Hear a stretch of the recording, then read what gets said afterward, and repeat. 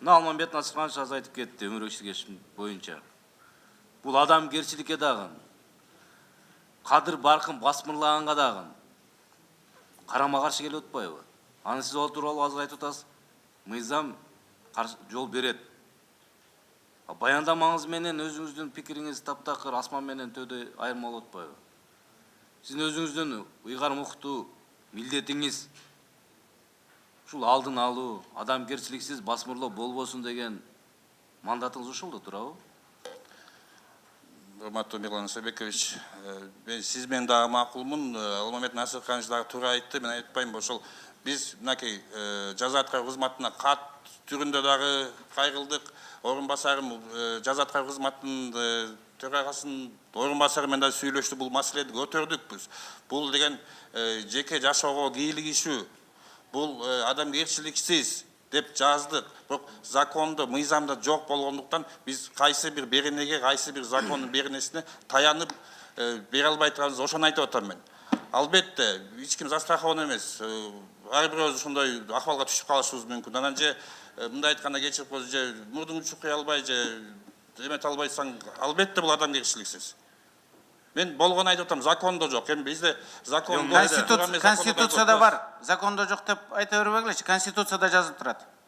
Ар бир адамдын купуя сыры осужденный только он лишь свободасы гана осужденный болот. А купуя сырлары осужденный болбойт, чектелбейт. Конституцияда бар. Окуп койгула жумушуңарга караганда. Закондо жок дей бербей. Эми жыйынтыгында мындай да, бул жерде 133 барактан турган 2016 жылкы баяндамаңыз. Эмне мындай мандатым жок дейсиз, бир жака кир десе, мындай бир ушундай мыйзам бузулуп атат десе, адамдык укукка, адамдык мындай ар намысына таасир келип аткан маселе болуп атат десе, мыйзамга туура келет дейсиз. Деги эле эмнени аткардыңар анда? 2000 кайсыл конкреттүү барын айтпайын, эми чулгандуу, кандайдыр бир саясий мотив менен отургандар бар, башка маселелер бар. Конкреттүү кимге кандай мындай таасир бере алдыңар? Моралдык жактан колдоосуначы. Эми саясий боюнча отургандар айтып кеттиңиз, алардын баарына кирип чыктык, биз бирөөнү да калтырбай. Биз эч качан тандабайбыз кайсы мотив менен отургандарын. Өспүрүм бала болобу, аял бала болобу, киши өлтүргөн адам болобу, баарына эле кирип чыгабыз. Биз дагы бир жолу айта кетейин, бул алдын алуу механизмибиз. Биздин мандатыбыз чектелген.